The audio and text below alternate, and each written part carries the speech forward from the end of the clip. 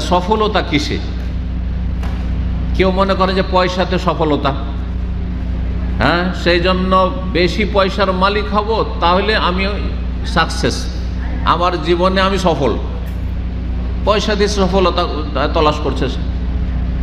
আবার কেউ আছে রাজনীতিতে সফলতা, মনে করে যে আমি যদি গদিতে বসতে পারি, হ্যাঁ, কমপক্ষে চেয়ারম্যান হইতে পারি, না এমপি হইতে পারি, আর তারপরে মন্ত্রী মিনিস্টার হইতে পারি, রাষ্ট্রপতি প্রধানমন্ত্রী হইতে পারি, এটাই বড় সফলতা। সেই জন্য তার জন্য মরিয়া হয়ে ছুটছে। এগুলো হচ্ছে বাতিল, এগুলো হচ্ছে বাতিল। আল্লাহর বান্দা হয়ে আল্লাহ ছাড়া অন্যের সামনে মাথা ঝুঁকাবেন আপনি, অথবা আপনি আল্লাহর খেয়ে দিয়ে নিমক খামার হারামি করে আল্লাহকে অস্বীকার করে আল্লাহর দিনকে পালন করবেন না, আপনি বেপরোয়া চলাফেরা করবেন না, এটি হচ্ছে বাতিল, এটি হচ্ছে পশুর জীবন। আল্লাহ বলছেন কুল, হে নবী জানিয়ে দাও মানুষকে, মানুষের স্বভাব কুল্লু ইয়ামালু আলা শাকিলাতি। সূরা ইসরা, বনী ইসরা আল্লাহ বলছেন প্রত্যেক মানুষ নিজ নিজ চিন্তা চেতনা নিয়ে কাজ করছে। ওর চিন্তাধারা কি? ক্ষমতার জন্য মরিয়া হয়ে ছুটেছে, পয়সার জন্য মরিয়া হয়ে ছুটেছে, দুনিয়ার জন্য মরিয়া হয়ে ছুটেছে, দুনিয়াকে কামড়ে ধরেছে, ছাড়াছাড়ি নেই, মরে গেলেও ছাড়াছাড়ি নেই। যত বয়স বাড়ছে তত পয়সার লোভ বাড়ছে, যত বয়স বাড়ছে কবরের কাছে হচ্ছে তত বেশি পয়সার লোভ বাড়ছে। দেখবেন বুড়ো মানুষগুলোকে, ইল্লা মাশাআল্লাহ, রাগ করবেন না বুড়োরা, কিন্তু মানুষের বয়স যত হয় তত কেন এই দুনিয়ামুখী অধিকাংশ লোক হয়ে যায়, দুনিয়ার পর মায়া মমতা বেশি হয়ে যায়। অথচ দুনিয়ার মায়াকে সংকুচিত করে আখিরাতের প্রস্তুতি নেওয়া উচিত, যে আমার সময় হয়ে গেছে, আমাকে যে কোনো সময় সাড়া দিতে হবে, সুতরাং আমি রেডি থাকি, এইরকমটা হওয়া উচিত। আল্লাহ রাব্বুল তৌফিক দান করেন। আবার কারো চিন্তা হচ্ছে যে আমি সফল হব আমার এলেমের মাধ্যমে, বিদ্যার মাধ্যমে। কেউ দুনিয়াবি বিদ্যা, পার্থিব শিক্ষার মাধ্যমে, অন্য ডাক্তার, ইঞ্জিনিয়ার, আমি বৈজ্ঞানিক হব, তো আমি বিদেশে লেখাপড়া করব, দুনিয়ার লেখাপড়া নিয়ে সেটা দিয়ে সফলতা মনে করছে। আবার কেউ মনে করছে না, দিনের এলেম হচ্ছে আমার সফলতা, সুতরাং আমি কোরআনে কারিমের হাফেজ হব, আমি ছেলে মেয়েদের কোরআনে কারিমের হাফেজ বানাবো, কোরআনে কারিমের আমি আলেম হব, কোরআনে কারিমের ছেলে মেয়েকে আমি আলেম বানাবো, আর তারপরে আমি আল্লাহর এলেমের চর্চা করব। আমার বাড়িতে, আমার পরিবারে, আমার জীবনে, আমার ছেলে মেয়েদের জীবনে আল্লাহ যে এলেম দিয়েছেন সেই এলেম হচ্ছে দ্বীনের জ্ঞান। নবী রসুলগণকে আল্লাহ বৈজ্ঞানিক বানান, কোন নবী রসুলকে আল্লাহ ডাক্তার, ইঞ্জিনিয়ার বানাননি, না বানিয়েছেন? সেগুলো এলেম যদি সফলতা হইতো তাহলে আল্লাহ নবীদেরকে বানাতে পারতেন না? কোন নবীকে ইঞ্জিনিয়ার, কোন নবীকে ডাক্তার, কোন নবীকে সায়েন্টিস্ট, বৈজ্ঞানিক, কোন নবীকে প্রফেসর আর লেকচারার আর অমুক আর এইসব বানাইতেন? হ্যাঁ, এইসব বানাননি। বরং প্রায় নবী, এক দুইজন নবী ছাড়া কাউকে আল্লাহ ক্ষমতাও দেননি। মুসা আলাইহিস সালামের কোন রাজত্ব ছিল না, ঈসা আলাইহিস সালামের কোন রাজত্ব ছিল না, ইব্রাহিম আলাইহিস সালামের কোন রাজত্ব ছিল না, শুধু দাউদ, সুলাইমান, মুহাম্মদ সাল্লাল্লাহু আলাইহি ওয়াসাল্লাম, ঠিক না? তাহলে চিন্তা করুন, তার এগুলি সফলতা নয়। কারণ নবী রসুলগণ সবচাইতে বেশি সফল তাদের লাইফ। তাহলে যদি দুনিয়ার এসব বিদ্যা, বুদ্ধি আর নেতৃত্ব, ক্ষমতা, পয়সা, সফলতা হইতো, তাহলে তাদেরকে সেগুলো আগে দিতেন, পরে অন্য কাউকে দিতেন। সফলতা হচ্ছে কি, এ বিষয়ে 4টি পয়েন্টে আজকে আলোচনা করব, মনে রাখবেন, আর তারপরে সে অনুযায়ী জীবনটা গড়ার চেষ্টা করবেন। আল্লাহ তৌফিক দান করুন। এবং সেই মোতাবেক আপনি আপনার ছেলে মেয়েকে তৈরি করার চেষ্টা করবেন। আল্লাহ যেন তৌফিক দান করেন। আর এই 4টি কথাই কিন্তু একটা ছোট্ট সূরায় আছে। আপনাদের অধিকাংশ মানুষের, মুসলিম ভাইদের, বোনদের এই ছোট্ট সূরাটি মুখস্থ আছে। সেই সূরার নাম কেউ বলতে পারেন? সূরায়ে আল আসর, সূরায়ে ওয়াল আসর, যেটি ওয়াল আসর ইন্নাল ইনসানা লাফি খুসর ইল্লাল্লাযিনা আমানু ওয়া আমিলুস সালিহাত ওয়া তাওয়াসাউ বিল হক ওয়া তাওয়াসাউ বিস সবর। এতে 4টি কথা রয়েছে। এই 4টি বৈশিষ্ট্য, গুণ যদি আপনি নিজের মধ্যে তৈরি করে নিতে পারেন, তাহলে আপনি একজন সফল মানুষ, সফল মুসলিম। আর যদি এই 4টি গুণে আপনার ঘাটতি থাকে, ত্রুটি থাকে, যত বেশি কমতি ঘাটতি থাকবে তত বেশি আপনি ব্যর্থ, সফল না। আর যদি মোটেই না থাকে তো মোটেই সফল না, একেবারে ব্যর্থ, একেবারে ক্ষতিগ্রস্ত। সময় যেহেতু আমাদের কাছে স্বল্প একেবারে, কারণ ইফতারির সময় ঘনিয়ে আসছে, আর আরও কিছু কথা এই কথাগুলির পরে বলার রয়েছে শেষ দিনে। হতে পারে এটি হচ্ছে আমাদের এই রমজানের শেষ দিন।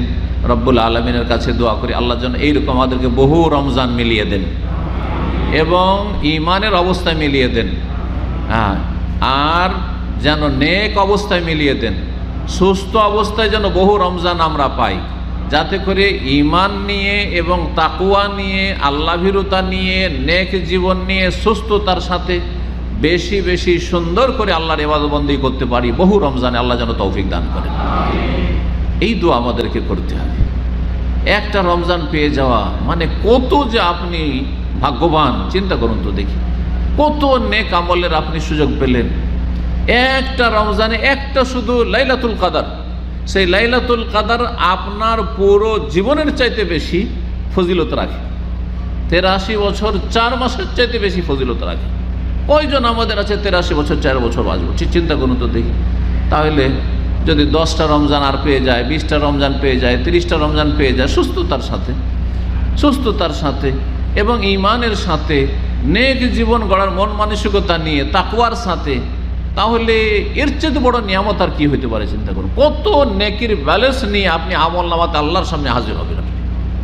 নেকির ব্যালেন্সে আপনার আমল নামা ভর্তি, মাশাআল্লাহ। আল্লাহ রাব্বুল আলামিন যেন আমাদের নেক হায়াত দান করেন, ঈমানি হায়াত দান করেন, সুস্থতার হায়াত আল্লাহ রাব্বুল আলামিন দান করেন। তাহলে শুরু করা যাক সূরা আসর। আল্লাহ কি বলছেন? ওয়াল আসর, সময়ের কসম করছি। আল্লাহ বলছেন সময়ের কসম করছি, কারণ সময় মানুষকে উন্নতিতে নিয়ে যায় আর অবনতিতে নিয়ে যায়। সময় এমন একটা গুরুত্বপূর্ণ, আমার লাইফটাই সময়, আপনার জীবনটাই সময়। যে সময়টা চলে যাচ্ছে সেটা হচ্ছে সময়। এই যে চলে যাচ্ছে মুহূর্ত মুহূর্ত, এইটা হচ্ছে আসল সময়। আগামীতে যে সময়টা আছে ওটা আমার হাতে নেই, আর অতীতে যেটা চলে গেছে সেটাও হাত ছাড়া হয়ে গেছে। তাহলে সময়টা কত সংকীর্ণ সময়। কাল কয়টায় সময়? কাল কয়টায়? টেন্স, হ্যাঁ, 3টি। একটা হচ্ছে অতীত, যা চলে গেছে, কোনোদিন ফিরে আসবে? হ্যাঁ, গত সময়টা ফিরে আসবে? বলে 10 মিনিট আগের সময়টা ফিরিয়ে দাও, কোনো শক্তি আছে? অতীত ফিরে আসবে না। ভুল করেছেন, পাপ করেছেন, পাপ ওই সময়গুলোতে পাপই চলে গেছে, আর কোনো উপায় নেই। নেকি করেছেন, নেকি নিয়ে চলে গেছেন আপনি। আগামীতে যে সময়টা আছে সেই সময়গুলি একমাত্র আল্লাহর হাতে।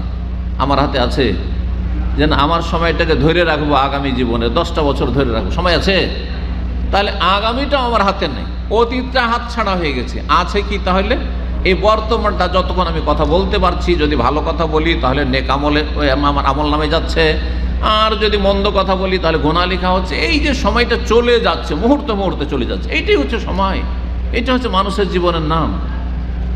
আল্লাহ রাব্বুল বুঝার তৌফিক দান করুন। এই জন্য সময়ের কসম আল্লাহ করেছেন। ওয়াল আসরি, সময়ের কসম, কালের কসম, যুগের কসম। ইন্নাল ইনসানা লাফি খুসর, কোনো কথাকে শক্ত করে মানুষের সামনে পেশ করার জন্য আমরা কি করি? কসম করি। তাই আল্লাহ করেছেন যে বিষয়টি কিন্তু অকাট্যভাবে শক্ত হয়ে তোমাদের সামনে বলছি, আমি কসম করে বলছি। আমরা আল্লাহর কসম করব, আমরা যদি আল্লাহ ছাড়া অন্যের কসম করি এর নাম শিরক। কারণ কসম করা হচ্ছে ইবাদত, আর আমরা হচ্ছে আল্লাহর বান্দা।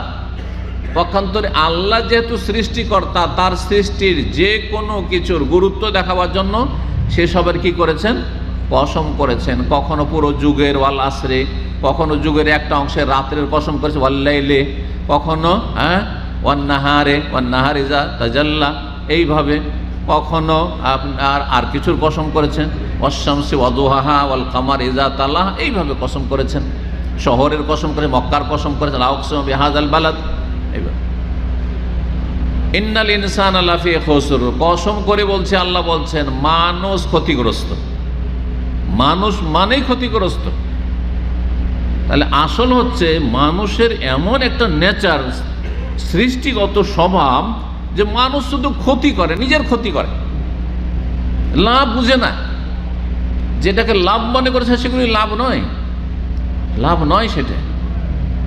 মানুষ অধিকাংশ অবুঝ, ইন্নাহু কানা যালুমান জাহুলা। মানুষকে আল্লাহ দুই ভাগে ভাগ করে বলছেন সূরা আহজাবে, মানুষ হয় জালেম আর না হলে জাহেল, অজ্ঞ।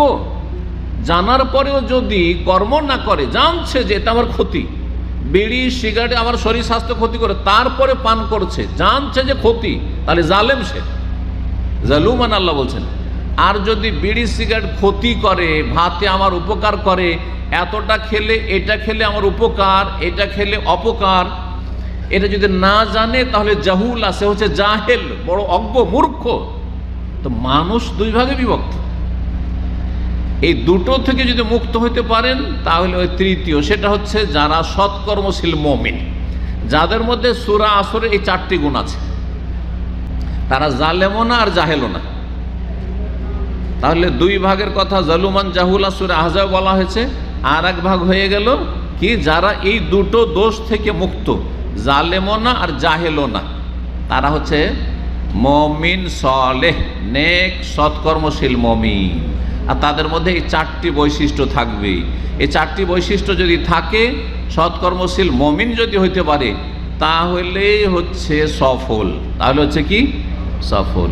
ইন্নাল ইনসানা লাফি খুসর, মানুষ মাত্রই ক্ষতিগ্রস্ত, হয় জালেম হয়ে ক্ষতিগ্রস্ত, না হলে জাহেল মূর্খ হয়ে মূর্খতার প্রমাণ দিয়ে ক্ষতিগ্রস্ত। জানে না পরিণাম সম্পর্কে, তাহলেও ক্ষতিগ্রস্ত, আর জানছে তারপরে পরিণামের চিন্তা করে না। আপনি জানছেন যে এখানে যদি মারামারি করি, কারোর সাথে ফাটাফাটি করি, তাহলে এক্সিট লাগবে, যে মারবে তারও এক্সিট, যে মার খাবে তারও, মানে লড়াই করলে এক্সিট লাগবে। জানছেন না, জানেন না সৌদির আইন কানুনে, তারপরেও যদি মারামারি আইন জানার পরে, তাহলে আপনি জানেন। আর আপনি আইনই জানেন না, মনে করেছেন যে আমার বাংলাদেশ, মাইট ইজ রাইট, হ্যাঁ, যার লাঠি তার মহিষ, জোর যার মুলুক তার, ঠিক না? যদি এটা মনে করতো, আপনি জাহেল মূর্খ। তাহলে বোঝা গেছে না, এই দুটো শ্রেণীর অন্তর্ভুক্ত হইলে হবে না, এই দুই দলে সামিল হইলে হবে না। এই দুই দল থেকে বেরিয়ে অজ্ঞতা থেকে বেরিয়ে আসতে হবে, আর জুলম অত্যাচার অবিচার থেকে বেরিয়ে আসতে হবে। মুমিন সৎকর্মশীল ন্যায় প্রতিষ্ঠাকারী হইতে হবে। আল্লাহ তৌফিক দান করেন। মানুষ হচ্ছে ক্ষতিগ্রস্ত, তবে ইল্লাল্লাযিনা আমানু ওয়া আমিলুস সালিহাত ওয়া তাওয়াসাউ বিল হাক্কি ওয়া তাওয়াসাউ বিস সাবরি, এই 4টা গুণ যদি থাকে, তাহলে নিজেরও ক্ষতি করেন না, অন্যেরও ক্ষতি করেন না, নিজেরও লাভ করে আর অন্যেরও লাভ করে, নিজের উপকার করে, অপরের উপকার, পরোপকারী হয়। ওরা হচ্ছে ভালো মানুষ, ওরাই হচ্ছে সফল। তার ওরা খুসরে নেই, খুসর মানে ক্ষতি, লস, তারা ক্ষতিতে নেই, তারা সফল। তাহলে সফলতার জন্য 4টি বৈশিষ্ট্য জানুন। প্রথম, ইল্লাল্লাযিনা আমানু, তবে যারা ঈমানদার হইতে পারবে। ঈমানের প্রথম ধাপই হচ্ছে উপকারী জ্ঞান অর্জন করা। ভালো করে শোনেন, ঈমান মানে কি এর আগে বলেছি, দেখি কে বলতে পারে। ঈমান মানে কি? যে বলবে হাত তুলবে। হ্যাঁ, কই কে হাত তুলল বলেন। ঈমান, ঈমান মানে শুধু শাব্দিক অর্থ বিশ্বাস, বিশ্বাসের সাথে স্বীকৃতি বলেছি। বিশ্বাস করে নিয়ে সেটাকে স্বীকার করে না, আমি যেটা বিশ্বাস করি সেটা মানি। হ্যাঁ, ইল্লাল্লাহ, যা বিশ্বাস করে আমি মানি, বেশ সহজ ভাষায়। তো বিশ্বাস করবেন আর মানবেন, এর জন্য নলেজ লাগবে না? কি বিশ্বাস করবেন? আগে আপনারা বিশ্বাস করেছেন, শুনেছেন, খবর পেয়েছেন যে ইফতার ক্যাম্প আছে অমুক জায়গায়, এটা নলেজ, এর নাম কি? নলেজ। এই তথ্যটা জানতে পেরেছেন, জানার পরে আপনার বিশ্বাস হয়েছে। বিশ্বাস করার পরে তখন আপনি টান দিয়েছেন যে যাই ইফতার ক্যাম্পে গিয়ে ইফতার করি, দিনের কথা শুনি, ঠিক না? তাহলে যে কোনো বিশ্বাসের ক্ষেত্রে, দুনিয়ার কথা বিশ্বাস করা হোক আর দিনের কথা বিশ্বাস করা হোক, বিশ্বাসের আগে কি লাগবে? নলেজ লাগবে, জ্ঞান লাগবে, নলেজ, ইলম। এই জন্য কোরআনে কারিমে আল্লাহ রাব্বুল আলামিন একমাত্র একটি নিয়ামতকে বেশি চাইতে বলেছে। কোন নিয়ামত বেশি চাইতে বলেন? সেই নিয়ামতের নাম কি? ইলম। রব্বে জিদনি ইলমা, হে রব, হে আমার মালিক প্রতিপালক, আমাকে আমার ইলম বৃদ্ধি করো। কোথাও কিন্তু কোরআনে দোয়া নেই যে আল্লাহ আমার পয়সা বৃদ্ধি করো, আমার ক্ষমতা বৃদ্ধি করো, নেতৃত্ব বৃদ্ধি করো, কিন্তু কি আছে রব্বে জিদনি ইলমা। কারণ এলেম, সেই এলম হচ্ছে যেই এলেম আপনাকে আপনার মালিকের সাথে, রবের সাথে জড়িয়ে রাখে, যেই এলেম আপনাকে মানুষের মতো মানুষ তৈরি করতে পারে, সেটা হচ্ছে আম্বিয়া রসুলগণ যেই এলেম নিয়ে এসেছেন, সেটা হচ্ছে শরিয়ার জ্ঞান, ইসলামের জ্ঞান, ওহির জ্ঞান। রব্বে জিদনি ইলমা, কোরআনে তাহলে এই শিক্ষা দেওয়া হয়েছে। আর হাদিসের একটি দোয়াতে শিক্ষা হয়েছে, একটি এমন জিনিস আছে, নিয়ামত আছে, যেটা আমরা খাই বা পান করি, সেই নিয়ামত খেয়ে পান করে ওই দোয়া পড়তে হবে, বেশি করে চাইতে হবে। সেটা কি? সেটা কি বাংলায়? হ্যাঁ, দুধ। মাশাআল্লাহ, দুধ। কারণ দুধে কোনো ক্ষতি নেই। দুধে যদি ক্ষতি করে তার মানে জানতে হবে যে আপনার নাড়ি খারাপ, ঠিক না? আপনার মেশিন খারাপ, সেই জন্য দুধে। না হলে দুধ থেকে কত রকমের নিয়ামত তৈরি হচ্ছে, চিন্তা করুন তো দেখি। দুধ থেকে কত রকমের আইটেম তৈরি হচ্ছে। হ্যাঁ, এই জন্য দুধ খাওয়ার পরে নবী সাল্লাল্লাহু আলাইহি ওয়াসাল্লাম কি দোয়া শিখিয়েছেন? আল্লাহুম্মা বারিক লানা ফিহি ওয়া জিদনা মিনহু। আল্লাহ আমাদের দুধে বরকত দাও, আর ওয়াজিদনা মিনহু, আরো বেশি দুধ আমাদেরকে দাও। 1 কিলো দুধ হচ্ছে আমার গায়ের, আল্লাহ আমাকে আরো বেশি দাও। ওয়াজিদনা মিনহু, আরো বেশি দাও।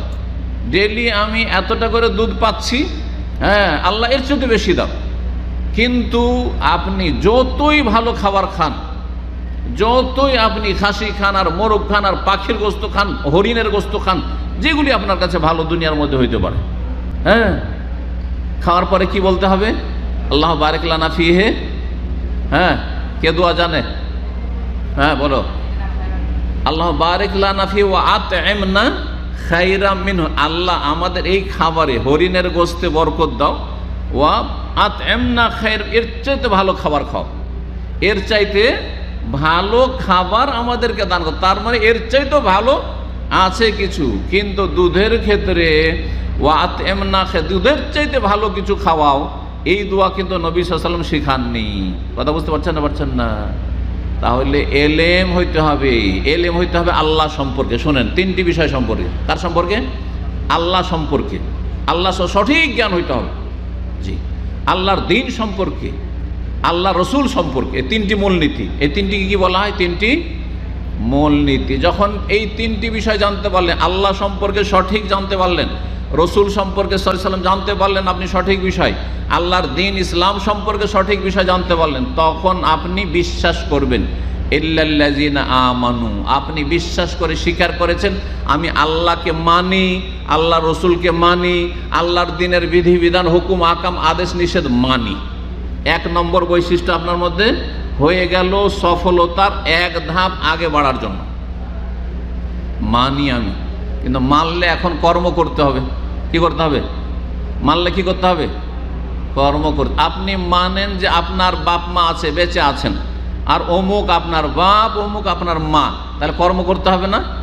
বাপ মায়ের আদব কায়দা, বাপ মায়ের শ্রদ্ধা সম্মান, বাপ মায়ের অধিকার হক আদায় করা, বাপ মার সাথে সদাচরণ, বাপ মায়ের যেসব প্রয়োজন আছে সেসব প্রয়োজন মেটানো, বাপ মা অসুস্থ তাদের পাশে থাকা, বাপ মায়ের আর্থিক সাপোর্টের প্রয়োজন সেটা সাপোর্ট করা, সহযোগিতা করা, বা তাদের জন্য খরচ করা ইত্যাদি, আছে না নেই? তাহলে 2 নম্বরে সফলতার জন্য কি? ওয়ামেলুস সলিহাত। সূরা আসর আল্লাহ কি বলছেন? তারপরে ভালো কাজগুলি করবে। একটা কিন্তু ভালো কাজ বলা হয়নি, 2টা 3টা বলা হয়নি যে নামাজ রোজা করলেই হয়ে গেল, ব্যাস। সমস্ত ভালো কাজ করবে। একজন মুসলিম জীবনে সমস্ত ভালো কাজগুলি করার চেষ্টা করবে। যেগুলো ফরজ, ফরজের মতো গুরুত্ব দিয়ে করবে। যেগুলো সুন্নত নফল, সেগুলো সুন্নত নফলের মতো মনে করবে। তারাবির গুরুত্ব আর ফরজ নামাজের গুরুত্ব সমান হবে না আপনার কাছে। রমজান মাসের রোজা আর আরাফার রোজা আর সওয়ালের 6 রোজা আর আপনার মুহররমের রোজা সমান নয় আপনার কাছে। কথা বোঝা গেছে না? জি। ফরজ, যাকাত আর দান খায়রাত দুটো সমান নয়, দুটোতে পার্থক্য অবশ্যই থাকবে আপনার কাছে। এইভাবেই আপনার জীবনে কিছু ফরজ বাধ্যতামূলক করতে হবে আল্লাহর গোলামির জন্য, আর কিছু আছে করলে অনেক ভালো, যেটাতে আপনি এগিয়ে যেতে পারবেন। আপনি আল্লাহর দিকে, আল্লাহর সান্নিধ্য লাভ করে, সেগুলি হচ্ছে সুন্নত নফল কাজ, সেগুলি করবেন। এরকম হারাম থেকে পুরোপুরি বেঁচে থাকতে হবে। আর যেগুলো মাকরু অপছন্দনীয় সেগুলো থেকে যত বেঁচে থাকবেন তত বেশি আল্লাহর সান্নিধ্য লাভ করবেন। কি হয়ে গেল এটা? 2 নম্বর, ও আমেলুস সালিহাত, ভালো কাজগুলি করবে। দৈনিক ভালো কাজ হচ্ছে 5 ওয়াক্ত নামাজ পড়া। ঠিক আছে, মহিলাদের জন্য হ্যাঁ 5 ওয়াক্ত নামাজ পড়ার সাথে কি করতে হবে? হেজাব, পর্দা করা বেগানা পুরুষ থেকে, আর স্বামীর আনুগত্য করা, লজ্জা স্থানের হেফাজত করা আপনার জন্য আর আপনার স্ত্রী, দুইজনের জন্য। এই নয় যে শুধু আপনার স্ত্রী, কারণ আমাদের বাংলা ভাষাতে পরকীয়া ওই মহিলাদের ক্ষেত্রে বলা হয় যে হ্যাঁ পরকীয়া, কিন্তু পুরুষ, হ্যাঁ তারপরে সতীত্বর বিষয়টি, এটা হিন্দুদের থেকে এসছে। মহিলার সতীত্বের কথা তো আলোচনা করা হয়, কিন্তু পুরুষের সততার কথা কেন আলোচনা করা হয় না? পুরুষের সচ্চরিত্রতার কথা কেন আলোচনা করে না? অথচ একই রকম অবস্থা। যেমন একজন মহিলাকে জেনা ব্যভিচার থেকে, অশ্লীলতা থেকে বেঁচে থাকতে হবে, বেহায়া বেপর্দা হওয়া থেকে বেঁচে, তেমনই একজন পুরুষকেও এই ধরনের যত চারিত্রিক পদস্খলন রয়েছে, যত নোংরামি রয়েছে, ফাহেসা রয়েছে, সবগুলি থেকে বাঁচতে হবে। ঠিক কিনা? জি, এর নাম হচ্ছে আমেলুস সালিহাত। নেক আমল হচ্ছে 2 রকম, পজিটিভ আর নেগেটিভ। পজিটিভ মানে যেগুলো করতে হবে সেগুলি করা ফরজ, তারপরে সুন্নত নফল। আর যেগুলো করা নিষেধ, হারাম আর মাকরুহ অপছন্দ, সেগুলো থেকে বেঁচে থাকতে হবে। তাহলে 2 নম্বর সফলতার জন্য আমল করতে হবে। প্রতিদিন যদি 5 ওয়াক্ত নামাজ পড়েন, কোন মুসলিম জানেন না যে 5 ওয়াক্ত নামাজ ফরজ? কোন মুসলিম জানেন না হ্যাঁ যে হারাম খাওয়া হারাম, আর সুদ খাওয়া হারাম, আর বেঈমানি করা হারাম, জুলুম করা হারাম, অত্যাচার করা হারাম, হ্যাঁ আর হালাল রুজি খেতে হবে? কি জানেন না?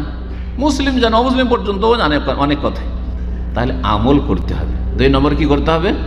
আমল করতে হবে সফলতার জন্য। 3 নম্বর, নিজে আমল করছেন, আশেপাশের লোক আমল করাবেন না? আশেপাশের লোক আমল করাইতে হবে। আগে দূর থেকে শুরু করবেন না কাছে থেকে। আমি আছি দাম্মামে, তো দাম্মাম থেকে শুরু করব না, আমি অন্য কোনো দেশের কথা চিন্তা করব? যেখানে থাকবো সেখান থেকে শুরু করব। আর আমি দাম্মামের মধ্যে আমার সবচেয়ে কাছে যারা আছে তাদের থেকে শুরু করব না আপনাদের থেকে শুরু করব? আমাকে আমার বাড়ি থেকে শুরু করতে হবে। আমার সবচেয়ে কাছের আমার পরিবার, আমার স্ত্রী, আমার ছেলে মেয়ে, হ্যাঁ তাদের থেকে শুরু করতে হবে। এটাই শিখিয়েছেন আল্লাহ, ইয়া আইয়ুহাল্লাযীনা আমানু কু আনফুসাকুম ওয়া আহলিকুম নারা, হে ঈমানদারগণ তোমরা নিজেকে রক্ষা করো আর তোমাদের পরিবারকে রক্ষা করো নারান, জাহান্নামের আগুন থেকে।